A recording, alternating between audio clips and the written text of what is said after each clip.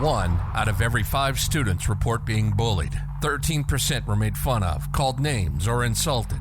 They were pushed, shoved, tripped, or spit on. 1 in 5 tweens have been cyberbullied. It's a problem, and it has to stop. Welcome to Bully This, a hero's journey. There's light at the end of the tunnel. Our passion is to show kids that there is life after bullying. You'll hear from former bullies and bullying victims, and you'll hear how they made their journey from troubled youth to successful adults. Welcome to Bully This, a hero's journey. Now your hosts, Tyler Copenhaver Heath and Clifford Starks. Hello and welcome to Bully This, episode 2. I'm Tyler. I'm Clifford. So today I want to start out by talking about immersive experience. We have just begun in the bully dilemma, and already it is so different and so much more impactful than we thought. Talk to the audio guy that did the intro for this podcast, bully victim. Talk to a big online editor, bully victim.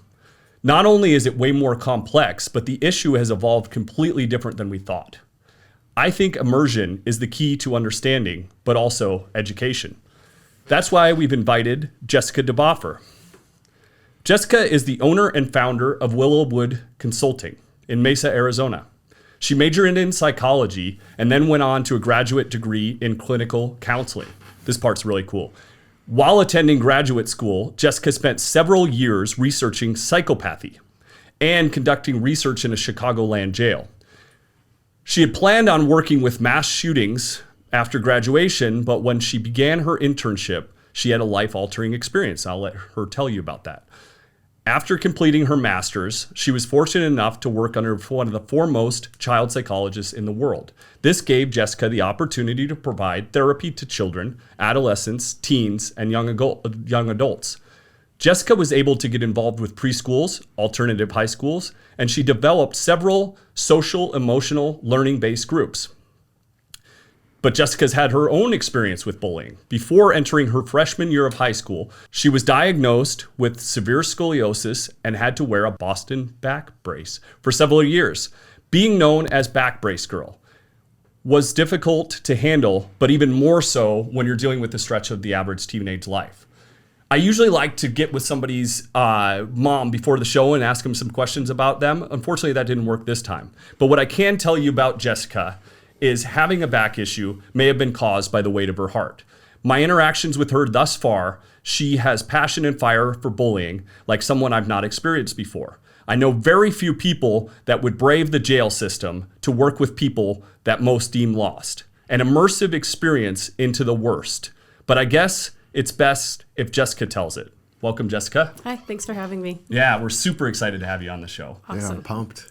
So, little different show for episode 2. Mm-hmm. So we not only want to hear your hero's journey, because we set up everything in this way, but also we want to get some really good feedback on how we can be the most benefit to the people watching this show, including the kids, obviously, that's who we're doing it for, but also the parents, the bully victims even. So we really want some good insight. And Cliff and I have these motivational things that we use for ourselves, and we want to make sure that we're telling the audience things that they should be utilizing and not steering them wrong.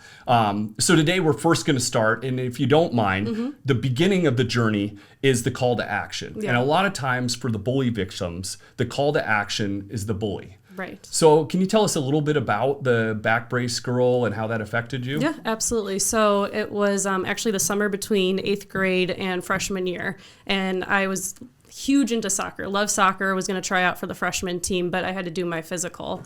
So I go do the physical, they have you bend over, run their finger over your spine, and they said, there's a slight curve there. It's probably nothing. Go get an x-ray. Once you're cleared by the orthopedic, you're good to go. So we made the appointment maybe a week before school started. We go, we get the x-ray. I will never forget it. They turn on the light board. They put that x-ray up there, and my spine looks like an S. Wow. And it was so unexpected because even prior to the x-ray, the doctor himself was like, oh, yeah, this is fine. You're going to be in and out of here, and it'll be all good. So we see this x-ray and we kind of say, what are our options here? His first go-to was, it's so severe, you need the surgery, you need the spinal fusion. Wow. So I was in shock. My mom was there with me. She was in shock. And we decided, okay, let's go get a second opinion. Second opinion, same thing. You need spinal fusion surgery.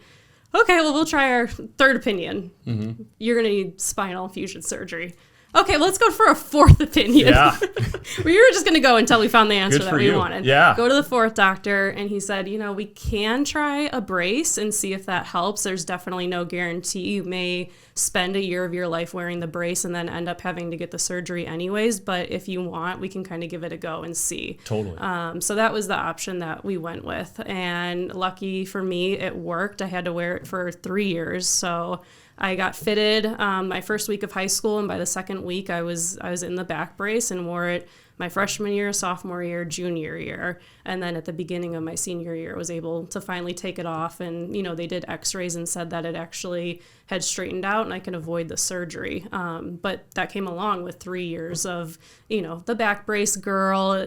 For a Boston brace, it's from below your chest all the way to your hip. And so since I was just going into high school, a big part of this too was they had to fit me for this brace. And so the guy who did the molding put some extra hips on there because he's like, you're going to, grow into this and be wearing this for a couple of years. Wow. But at the time I was a string bean. So I was like this string Gave you bean and hips? then these plastic hips, and it was awful.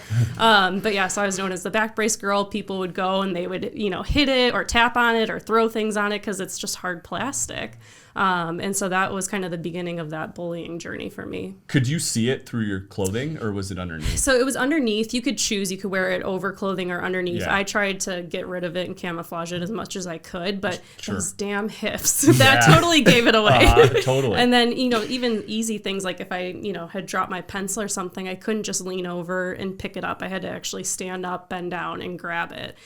So those were things, too, that happened in the classroom that just called more attention to it than I would have liked.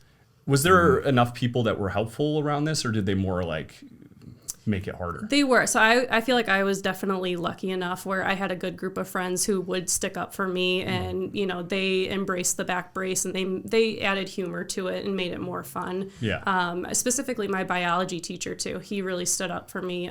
There's a lot of times when I'd go to school and I'd have to leave halfway to go to Chicago or Milwaukee for an appointment, and it was usually during his class, and so he would say, hey, remember you have to go to the office to get picked up, and then kids That's cool. knew where I was going, so they'd start to laugh, and he shut that down. He's like, I don't understand why we're laughing. We're learning about the mitochondria. This is not a laughing matter. Yeah. So it was nice to have some allies in that sense. Good for him. Nice. Yeah. Did it keep you from being able to play sports like you wanted to? So the doctor cleared me. He said that I could play soccer if I wanted to, but kind of one of the effects of the bullying is I just became so self-conscious and my confidence plummeted that I chose not to. Yeah. I just was too embarrassed. I didn't want to have to so I was only allowed to take it off for an hour a day. Yeah. And so I didn't want to use that during my soccer time. I rather would just be, comfortable and at home and relaxed and take it off. And it's actually one of those things that I do regret. I wish I would have stayed with soccer, but just that self-confidence piece kind of made me shy away from it. Totally. Absolutely. We talk about how, adolescence is the only time that we want to blend in so bad. We're trying to eventually break that mold. Now we all want to be different, Right, right. in our older years. But when you have something like that, like a back brace that just makes it impossible Yes. to be like everybody else, Yeah. and you're stuck wearing it all the time. And the thing is, if you would have rebelled against it too, Right. I mean, that, it's funny. My mom to this day, she's like, I'm just so proud of you because you had to wear it. And that's kind of, in my brain, I simplified it as if I don't wear it, I'm getting surgery and I don't want that. So there's no choice here. I'm just going to have to wear it and endure, and whatever happens, happens. But wearing it's not an option, or wearing it's not an option. it's like hurting your mind, but it's fixing your body. Right. So it's this constant rebellion against the two, and so, and good for you for being strong enough mentally to choose to heal your body, because now you get to enjoy your body for the rest of your life. Yeah. Are you good now? Yep. I went back. So I actually, from 13 all the way up to 21, I had to go in routinely for x-rays just to kind of monitor and make sure. And I had my last x-ray at 22, and they said, at this point, your growth plates are closed. Everything is developed. You're not going to have any issues further on. So Awesome. it definitely paid off in the end. And Jessica's about to have a baby. Yes. So that's Yep. cool. And that was another thing too. I was like, okay, is this going to impact, being pregnant? And they said, nope, just do your core exercises and you'll be good to go, versus a fusion may have, more implications with it. So Yeah. I really want to give us enough time to get to the kind of psychological aspect of all this. So we're going to spend a little less time on your journey, but I really do want to hear how this might have helped build you into who you became. Like a lot of times with our guests and, with ourselves, we find that like this kind of painful experience actually was something you could use as a tool if you used it right. Yeah, absolutely. To build who you are. How were you able to use this? So when I was in the back brace early on, like my freshman year, I was still kind of immature, and I actually had the opportunity to join a support group for kids that were in back braces, and I was, no, I don't need that. I'm fine. But as it got to the tail end and I had been wearing it for a couple of years, that's when my mindset started to shift a little bit. Yeah. And so I ended up going to one of the groups and really enjoying it, and kind of saw the power of having that support and having, some adults that are trained in psychology that can kind of help you get through and have a growth mindset. And that was really inspiring. And that's kind of what set off that track of, okay, I want to be in the medical field. And I actually went and did pre-med at first, but then ended up changing to psychology just because that human mind kept coming up and that kept distracting me away from the medical stuff. So that's the route that I ended up taking. Do you think then, I don't want to forget to miss this, but do you think that community then with the other people that had back brace, that it seems like it was instrumental for you? Yes, and it was awesome too because it was a part of the hospital that I was going to. So having that collaborative healthcare was awesome, where they kind of fused, the medical piece of it and the physiological piece with the mental health. So I was able to go do an x-ray and then be able to have that support group in the same facility and not have to, go to all over the place to have these appointments. So it was really, really helpful. Kids your age in the group? That's awesome.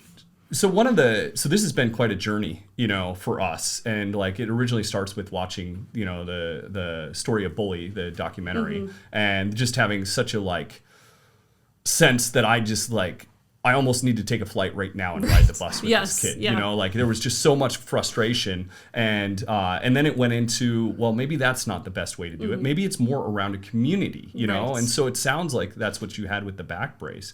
And so originally, since Cliff and I have been training partners for years, and our MMA gym is actually some amazing people. And so I thought originally we'll get them in the MMA gyms all over the country. We'll build some confidence. Right. But then I realized not everybody's into that. Right. And that's okay. So how much of this could be, because a lot of these kids, like Alex on the bus, he seems really alone. Right. How much of these kids getting into a group, something that they're interested in, how much would that benefit them? Huge. So Yalom is a psychologist who specialized in group therapy, and he has a bunch of factors that contribute to growth and change, and one of them is called universality. And that's that concept of being a part of the group, having some universal experiences that we can all relate to, and kind of that human factor. So being able to relate to somebody on some aspect, it helps to decrease that feeling of loneliness. And when we can decrease that, we feel like, okay, there's some hope here. There's somebody I can connect to. And we know that having hope and having connection are two of the biggest factors in being able to grow and further your mindset. Where do you think parents, I don't want to, I never want to sound like I'm beating up parents, right? But where could they go better in this aspect? Getting a kid that's always on his own, how could they do their part in getting that kid involved with the community? So I think the first step is to slow down. I think parents, rightfully so, can be very reactive because they love their kids, they care about them. And so that reactivity can cause them to kind of move forward too quickly. So the first step is to just slow down and then ask. Don't tell your kid and preach, you need to do this, you need to do that. They've heard all of that before. Sure. So start more of a dialogue. What are you interested in? What's something that you would like to do? And start asking them and getting them to give you the answers. Because not only does that help you helping them, but it also gives them empowerment and feels like they're in control in a situation where they don't have control. Because correct me if I'm wrong, if every single time, because like a lot of these kids I'm finding out, they're hiding this from their parents. Right, yeah. Because they're embarrassed about it. And usually like dad's place is, hey, just be a man, stand up for yourself. Yeah. And, you know, I think there's two different types of people in this. You can't completely bucket them, but you have somebody like Cliff who's always been a big guy. It's just when he was bullied, he couldn't quite see that big guy. So it was almost like he was harnessing himself in his own head. Like he could have stopped the bully. Right. What were you at one point? 280 pounds? Yeah. There's no way he couldn't have stopped the bully. Right. But in his own mind, he was made to believe he wasn't that powerful. But then you get somebody that isn't that powerful. Right. You know? And they're never going to be, dad's advice is stand up for yourself. Right.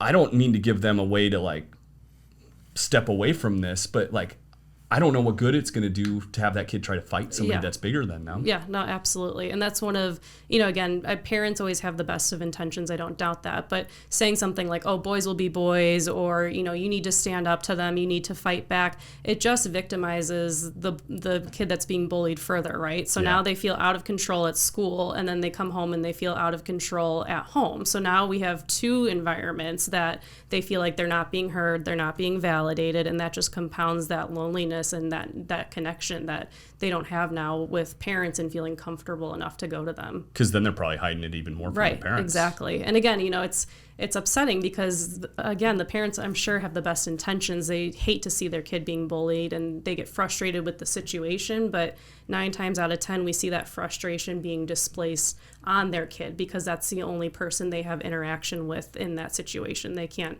interact with the kid that's bullying theirs, or they can try and go to the school, but they still have to have that professionalism. So that's where the frustration gets displaced. So they're being so hopeless they don't even know where to place it, and they're actually double placing it on the kid. Yep, exactly. Wow. Do you think, as far as, you know, a kid like, because they get to where they don't even want to share with their parents then, because obviously the results are that. So how do you coach parents to have a better dialogue with them? And then is the problem more towards involvement with community, or is Absolutely. Okay. Yeah, absolutely. I mean, when you think about a child who's being bullied, the responsibility lies with the adults around them. I mean, yes, the other child that's bullying them, that's a factor, but a lot of times there's issues going on there as well. Yeah. So it really lies with the parents and the school system to kind of step in and help them. And so I think, like I was saying earlier, you know, asking, not telling, letting the kids speak and encouraging them to speak and giving them that space is going to be huge. And then so a lot of times I tell parents, ask your kid, do you want an ear or do you want an answer? Because as parents, we want to fix everything and solve it. Yeah. But sometimes for kids, they just want to be heard and they want their parent to say, that sucks. I'm really sorry that that's happening to you. Yeah, and I'm at least there fix for it. you. Yeah. I'm so here, I'm listening. Sit in that uncomfortable space, as uncomfortable as it is. That's going to be more healing than trying to solve the problem, because as you solve the problem as a parent, again, you're taking control away from your kid. So, and obviously, you know, there's a line there. If it's a huge safety concern, absolutely step in and, you know, try and help. But if they can be autonomous in handling the bully, we want to empower them more than anything. Yeah. And that's what's so interesting about an immersive experience. We're not completely immersed, but I can tell you that weekly I'm talking to a couple people that have grown up with bullying. So I feel, you know, like I'm getting a lot of good input, and I feel like I'm being immersed into the problem. Right. And what I originally, just like anything else in life, we immerse into something and we expect it's this. And they expect very easily, like I did originally, like, oh, we just need to get them into the gym community or whatever. And it's more complex than that. But when we get into immersing into this, what I find is, of course, the kids that are bullying, you know, that in itself is heartbreaking, and you kind of like, you want to be a little mad at them, but you don't know what's behind that. You know, the biggest surprise for me and the biggest new anger is the way some of the adults are treating this. And I don't mean the parents that are aloof and just don't know how to help, but I find that there's a lot of times, you know, I've talked to somebody that's going to be a guest soon, and it's like major people within the school, or even myself, you know, like I had problems with the people at the school too. Right. So if we can't even seek help from the school officials because they're part of the bullying problem, how are parents going to correct that behavior? Or how are we going to make them aware? Because there's a problem there too if they're part of the bully problem. Yeah, absolutely. And so when I had graduated from grad school, I was doing consulting with a bunch of preschools and high schools on exactly what you said, trying to educate and empower teachers and staff to identify bullying. How do you handle it? Because a lot of times, at least in my experience when I was in the classrooms, I would see teasing, see bullying. The teacher would observe it, they would intervene and say, okay, stop, you hurt his feelings, say sorry. And then the bully apologizes, and then the child that's being bullied is expected to say, that's okay. And that's not okay. No. And it's absolutely not okay. That's not the resolution there. And when that happens, time and time again, consistently, we grow up and then we become adults that don't have boundaries because everything is supposed to be okay. You apologize. That's okay.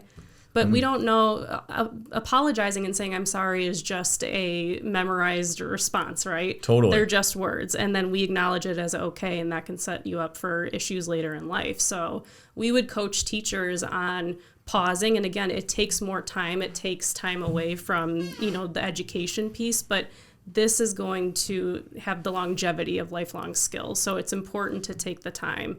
And if, one kid is taking a toy from another, pausing, kneeling down, getting on their level and saying, hey, look at his face. What do you see his face? How does he feel? Yeah. And getting that, like you said, the immersion, right? Immerse them into that experience. There's a program called Conscious Discipline that we would implement in the schools. And we said, discipline, we often think it means punishment, but it actually means to teach. So use those moments to teach. Yeah. Don't discipline them, teach them. Sure. How do you navigate this? How do you apologize and mean it? How do you increase their awareness so that this isn't being replicated? Is part of the problem, and I don't want to involve the school dilemma too much, but there is complexity in everything, right? Yes. And that's why immersion is good. I almost think that senators, anytime they enact, some sort of bill or funding or anything else, they should have to go immerse into absolutely. it. Because I find the more I immerse into something, I was telling you guys before the show, like I hated kill shelters. Absolutely hated them. I'm such an animal lover. I couldn't understand, how we had kill shelters in this world, and they, I was horrified by them. But that made me want to go in and find out about it. Right. So I went in and I volunteered in the clinic there for about 2 years. And what I found was completely different than what I thought. And what it is basically these kill shelters are the last stop in the road for animals. There is nowhere else for them to go. So we praise a no-kill shelter, and nothing against them. All these people have hearts for animals, but when they're shutting the door because they're full, where do they go? Right. So we're all putting the needle in the dog no matter what. And what I found out there too, bunch of animal-loving people. I spent over a year there, and I realized that these people truly cared about animals and had no desire. Completely different than I thought before I immersed into it. Right. So it seems to me the key to understanding education and everything else is to immerse first. You have to find out where the problems are. Do you think that the teachers, they're immersed in it, so why aren't they understanding it? So I feel for the teachers. I think there's a lot of different factors. They have a lot of different curriculums that they have to implement. They have scores they have to monitor. They have to educate. They have to do classroom management. They have to do their own paperwork and attendance. Plus there's funding issues. There's so much stress on teachers that it's almost unrealistic to expect them to be able to handle, these bullying incidents and be able to knock it out of the park every time. Completely, yeah.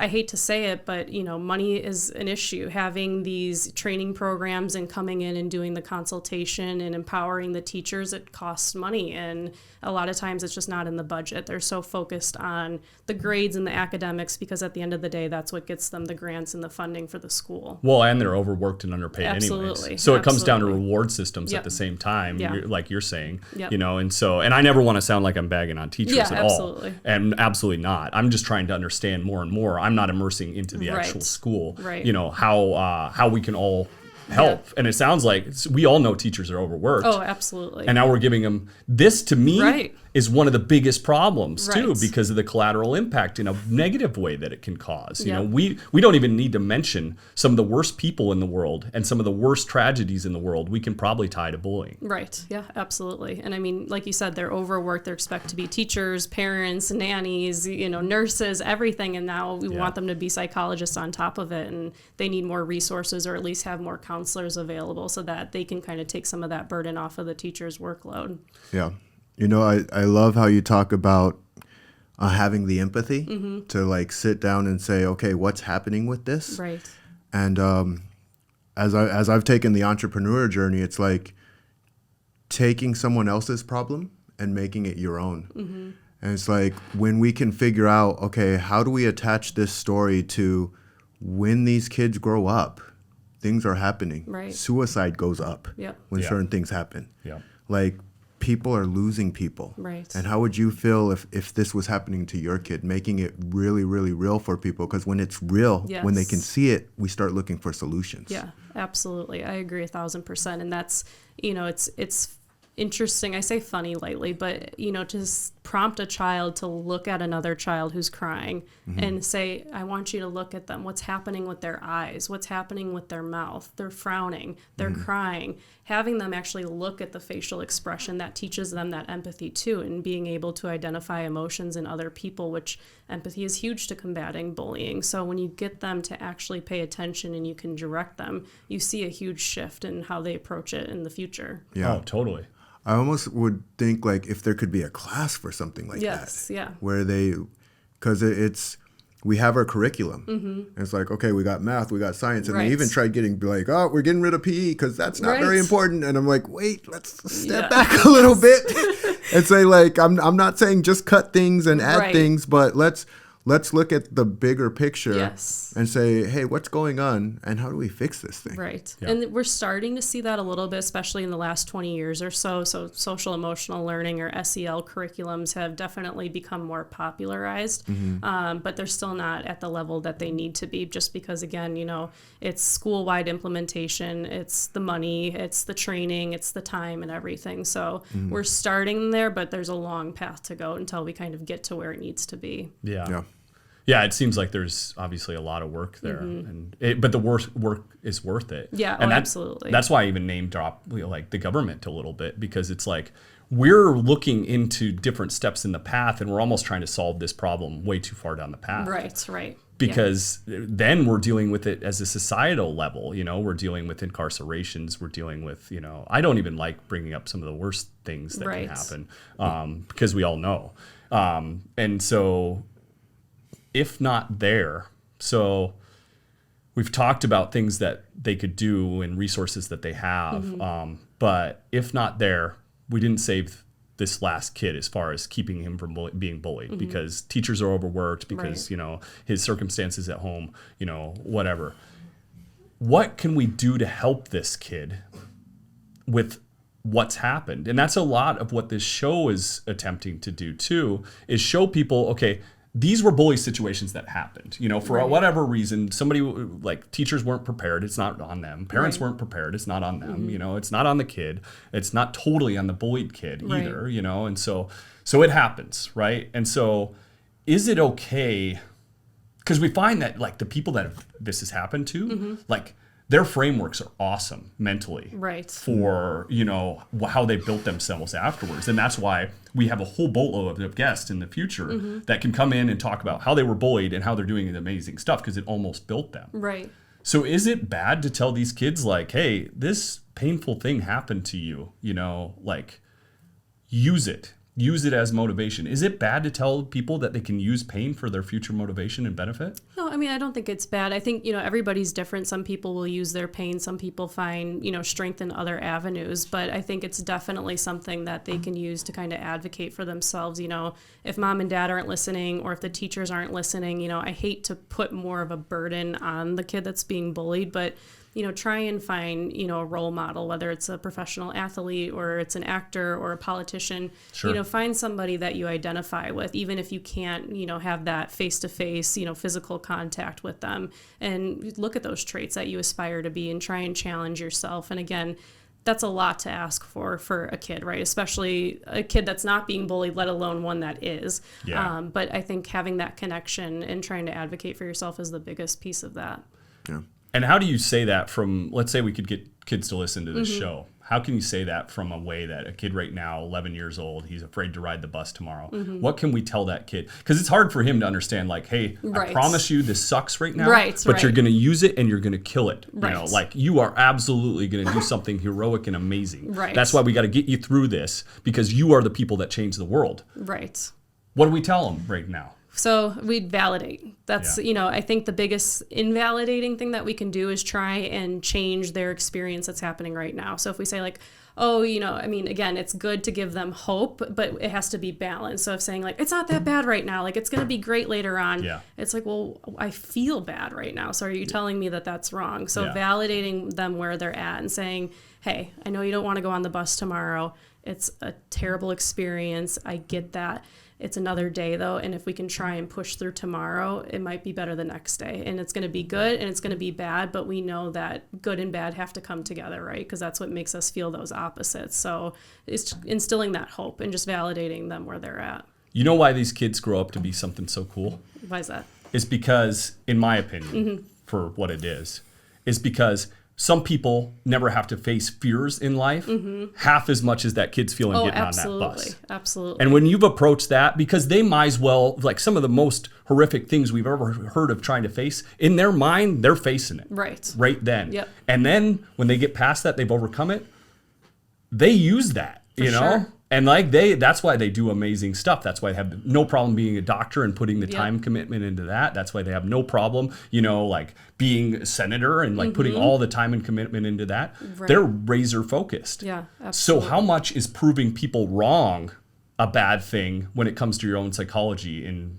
building yourself? No, I think that's a wonderful thing. I know we were talking earlier before the show about paradoxical interventions, right? So it's almost kind of like, you're going to tell me that I'm a loser, you're going to pick on me, like I'm going to show you, right? Yeah, So for some people that is a huge driving force and it can definitely work. For some other people, they may have more, less resilience, and that might kind of double down on the negativity. So it just kind of depends on the person that we're speaking to. And that's what's love so that. scary to me too, because I see almost, especially through this, two paths, right? Right. It's like, and I feel like my own was close to this. Okay. It's like one path has you go off. You're believing this stuff. Like I was told as a kid, like I was stupid. And so I believed it for a long time. And this path almost went exactly where they kind of Right, wanted to. right. And so what I want to get across too is like, don't do this. This like little like, hey, almost like daring you, if that's what my teachers were doing. Right. And I don't actually think they were doing that. I think they truly felt that way. Right. They didn't like me for some reason. But don't, and correct me if I'm wrong, don't use that as a tool. Like, hey, like you're never going to amount to nothing, Right. because to me, it's too dangerous. Yeah, it's on that line. For some people, it can be just that push they need to Yeah. kind of fight back. But like you said, for other people, that may just compound their negativity even more. Yeah. So you kind of have to be careful and just be, intuitive on kind of, parents know their kids the best. Or you have a kid that's a little bit more introverted, a little bit more anxious, shy, quiet, that might backfire for them. But if you have a kid who's more outspoken, more bold, that may be the extra push that they need. So it just depends. Yeah, because to me, that's so scary. It's like then they go the wrong path Right, so easily. right. I mean, some of us use it to build ourselves. We get to the point where like, going to show them wrong. Right, absolutely. And then like, and then you can get a good foundation of building. Yep. And my thing is, and we talk about this on almost every show, and I want to mention it here, not to be redundant, but I want to run it by you. Like, painful thing happens in life. It sucks, and like really bad, unspeakable things. Right. But if it's going to happen, I don't see the problem with using that as a fuel for your fire. Right, It's yeah. happened to you. It's part of you now. Yep. Like use it Yeah. if it's going to propel you to greatness. Yeah, I tell people all the time, we have to, like you said, we have to face situations in life that are either going to be really enjoyable or really tough, but regardless of which way it goes, we're going to learn something. We're going to get some data, and that's going to help us grow. So if that's the silver lining that we can focus on, at least let that be the one positive and the one kind of optimistic piece of it. Totally. Yeah. And you mentioned validating, one step at a time. And I want to ask you, so you went through looking through the lens of understanding people in incarceration to younger kids, and you saw a pattern. Yeah, absolutely. And so where did you see that pattern where it's like, oh crap, this is something that when they get here, this happens, and then that leads to that. And what's the switch? What's the default that we could have for it? Yeah, I think a big piece of it is just that, being pushed out of, the in-group, right? So there's bullying that happens, or there's an unstable family life at home, and for, whatever reason, those factors are happening, and the child starts to become isolated. They start to withdraw. They don't feel like they have connections to people. They become pessimistic about their future. And a lot of times that's what I heard from the inmates that I would interview with, and what they had said was, I turned to gangs because I felt like I had a built-in family. They cared about me. They always had my back, but then that also led to a life of crime and ended up in the imprisonment. Yeah. And it's scary, when I did start working in the schools, I would hear the same thing from the kids. Well, nobody's my friend. I don't have anybody to talk to. I'm not going to be anything when I grow up. And it's very scary to hear that same report from an adult man and a 5-year-old boy. So that's kidding. where we see those patterns happening. Well, and to a gang, that's just like ripe fruit on the vine, right? They're like, oh man, this kid's on his own. I'm going to capture this. Absolutely. And the next thing you know, they're shooting somebody. Yep. Yeah, absolutely. Yeah. I went to, as I've lived and experienced and gone through the journey, and I had a weird epiphany, and this is just for me through my lens, where I'm like, holy crap, we're all the same. Yeah. Like I'm sitting there like, we're all the same. Now, some people may be more bold, more courageous. Right. Some people shy or more like, those are characteristic traits, but we all want the tools and the resources. Yeah, absolutely. I'm like, when we have the tools and the resources and the systems to use those tools and the resources, everyone can win. Yeah. And so I get excited, and I know Tyler's like, but it can go either way. Like it can go the other way too. And I'm like, yeah. I'll say it is on all of our backs. Yeah. Like I can't. That's me. That's how I show up. I'm like, Right. The parents have to take responsibility. I have to take responsibility. Yeah. We all have to take Absolutely. responsibility. It's on us.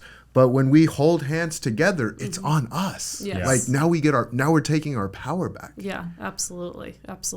And that's the biggest thing too, is for a kid seeing that everybody's on the same page and rallying for them, and they're also empowered in that process. That is the ultimate validation, right? Totally. I have parents that are hearing me. I have teachers that are hearing me. They're listening. They're believing me. They're validating me. And now we're going to take action so that this doesn't keep happening. Yeah. Are you familiar, and I won't bring it back up for the redundancy of the show, but there's kind of this analogy of sheepdog, wolf, sheep? Yeah. Okay. How much in the world do things change if we're building more sheepdogs? It seems to me, and this is a question from kind of immersing into it, it seems to me that third party, like if you can build more of that third party, that sheepdog that's going to like step in and say, hey, I'm not saying beat him up. I'm just saying step in and say, hey, why are you picking on this kid? Right. Some kid that's full of confidence out there right now. It almost feels like you have some more of those in the world and things change. Yeah, no, that's a huge factor in bully prevention is, typically a bully, they will back down if they feel like they're outnumbered or if they feel like there's more people on this side. So if you can have kids and we can empower them and teach them and educate them, hey, if you see something, say something or step in. Again, there has to be guidance on that, right? We don't want to, pull somebody in if they have a fear of stepping in, and we don't want to subject them to bullying either. But there is strength in numbers, and there is strength in connection and allyship. So I think that's definitely something that would be helpful in kind of reducing the bullying in the future. So Cliff has kids, and your oldest son's Tyson, and look who his dad is. Yeah. You know, and so I would guess he's going to grow up to have a lot of confidence. Right. You know, he's going to grow up if he wants to get into boxing and things like that. His dad's going to teach him. You know, to me, he is the perfect kid to be growing up and being a sheepdog, you know. And Cliff's not the kind of guy that's going to be happy if his son's a bully. Right, you know, right. I don't see his son being the bully. Me. So how does Cliff raise a sheepdog? So I think just education, sitting down and having those topics. And again, I know I keep repeating it, but ask, don't tell. So saying like, hey, like, what is it like at school with friends? Is there bullying that happens? What does that look like? Is it, you know, is it social bullying? Is it emotional? Is it physical? Is it cyberbullying? And kind of getting that information and just saying, you know, have you seen it? What have you done when you've seen that? Do you step in? Do you not? What makes you step in? What doesn't make you step in? And let the kid tell you where they're at. Yeah. And then the more information you know, then that's when you can kind of start to guide them. Because they may say, well, I didn't step in because, you know, I was afraid that he was going to retaliate. Okay. Was there another option that we could have done maybe? Sure. Yeah, I guess I could have went to the teacher. Well, maybe we can try that next time. And just giving them that encouragement. But I would definitely say let the kid lead that conversation through your structured questionings. You know, So that was a great question. And I want to say this. Every day I ask my son, hey, did you have fun today? What did you have fun with? Because it's so important. And each generation's learning from each other generation. You know, like sometimes we were taught to pour into the cup. Right. But if the cup's not ready to be poured into, it's not gonna go in. Right. But I also ask my son, or I say, I'm going to be the best dad and you're going to be the best oldest son today. You want to do that? Now, what are your thoughts on that?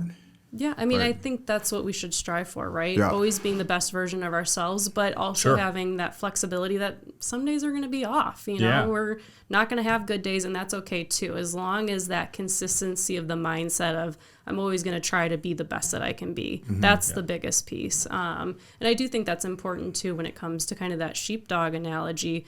We want to make sure that we're balancing it. We're not putting too much pressure, you know, on our kids to advocate against bullying, because then that may kind of make them crumble of like, oh my gosh, I have to do something every single time. And Well, if and you I don't want to get them in trouble right, either, and I'm going to so- feel guilty. So Yeah. it's, you know, if you feel like it's appropriate and you're confident enough and you can do it, then definitely do it, buddy. Yeah. If not, and you're having a hard time, but you still not want to on make you. a difference, just come to me and we can kind of figure it out. That way they don't have that too much pressure. something I that love I'm sorry, I'm really getting into this one. I love the balance. Yes. You know, like when I say we're all coming together and holding hands, like, Cliff, you're squeezing a little too tight. Can you let go a little bit? Like, oh, okay, sorry. Like, oh, you're not squeeze. You can squeeze a little bit tighter. Right. Yeah. Oh, this is perfect. Like, it's the organic flow Yes. of figuring out, like, look, we're in this and we're doing the best that we got. Yeah. But yeah, thank you for that. Yeah, absolutely.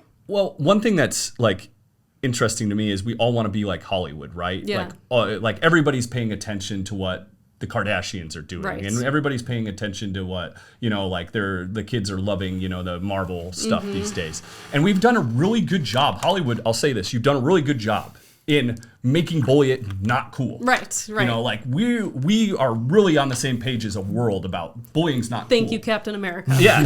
Oh, absolutely. So why, when usually we can look at the source of what we're looking up to, why is bullying still a thing when we've made it so uncool?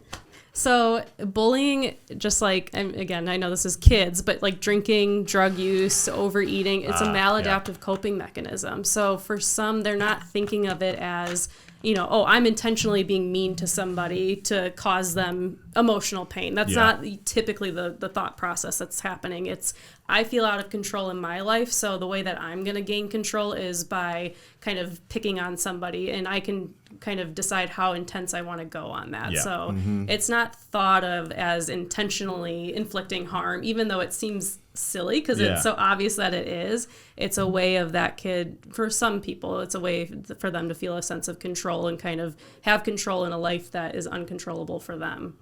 And it's like, it's kind of like, you almost want to tell the bully, like, hey, you're the bad guy here, dude. Right. You are the bad man. You know, like I'm trying to think of a Marvel comic bad guy. You are him, you know, but I guess you can't really do that either. No. Well, I'll tell you, Jessica, this is how awesome you are, because I freaking love you. And this is why. I'm reading a book on $100 million offer. Okay. Right? Now, I'm going to tie this back in because they're like, how does bullying and $100 million offer, how does this connect? We attack things with psychology, not logic. Yes. Every single time. And it took me time to figure that out. As a personal trainer, I'm like, all right, I'm gonna change the world. Everyone's gonna get healthy. Like, I'm gonna figure out how to get people healthy, and then I'm gonna tell them how amazing it feels to be healthy. And I got out there and I'm like, swing and a miss. Like, no one's listening. There was an effort. You're just like, all right, maybe the sign's not right. Let me put it on the right side, like crickets. Yeah. And then I realized, oh, well, when I make it important to them, when I can bring up the quality, when I bring up their dream, it's their dream. Yeah. Like, I want my kids to grow up to be amazing. Right. And I know I need people like you to support them, for them to be as amazing as they possibly can be. It's those things we do in the moment that our future self will thank. Yeah. Yeah. Absolutely. Oh, yeah. Absolutely. And I go like, how do I get my future self to thank me? Right. Yeah. Yeah, absolutely. Well, it even comes down to like something like giving your kids the right nutrition. You know, they want candy, but what they need to eat is chicken. Right. You know, especially like epigenetically, it is so important in their younger years Yeah. that they have good nutrition. You know, and it's like, what coping skills, what mental, this thing's way more powerful than these. Right, you know, like right. this thing can do anything.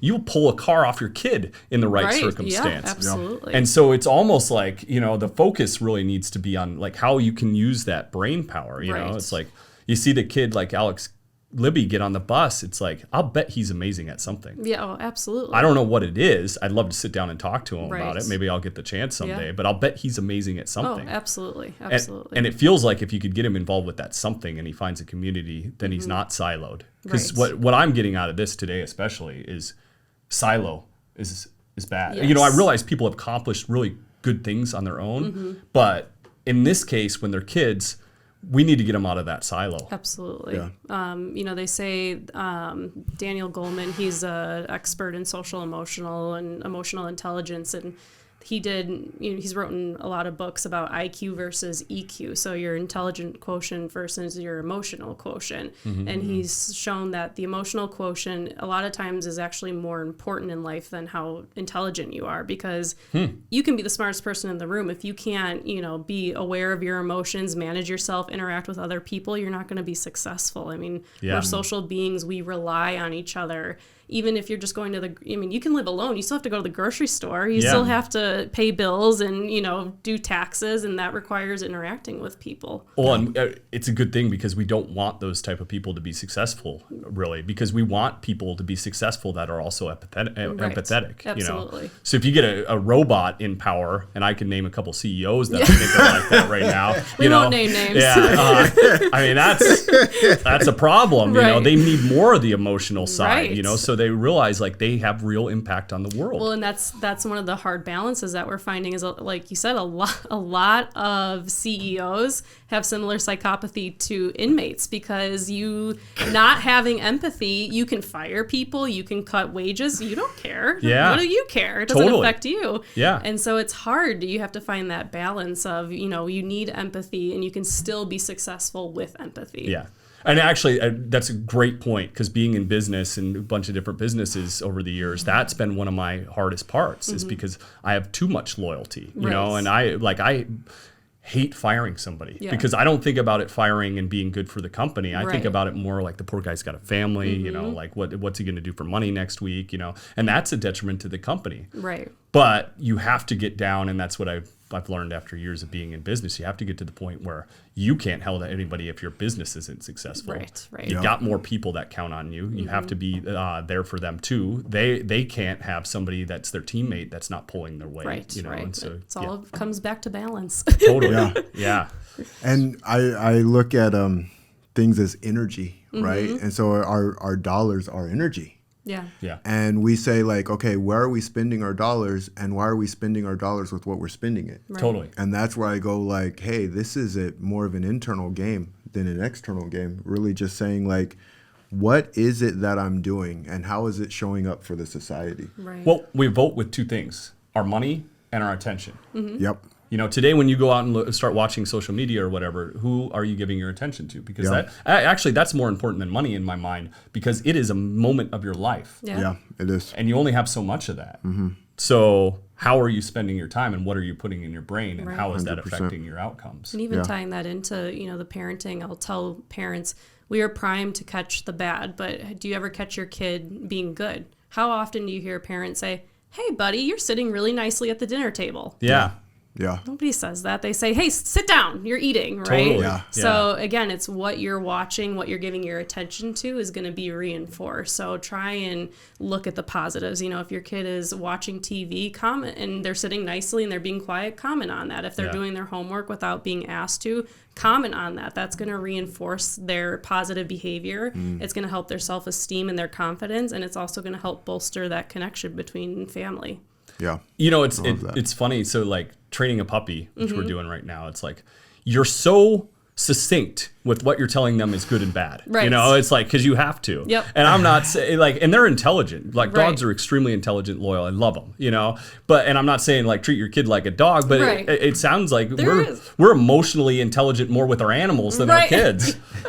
Yeah, absolutely. And I mean, we do. We tell kids too, hey, stop that, don't do that. Yeah. And then what's the flip of that? You have to tell them what you want them to do then. Sure. If you tell them, hey, don't put tinfoil in the microwave, it's like, well, why the hell not? I want to find out what's Yeah. going to happen, right? Yeah. You have to tell them what you need them to do too. We only give them half an instruction, not the full instruction. Totally. So true.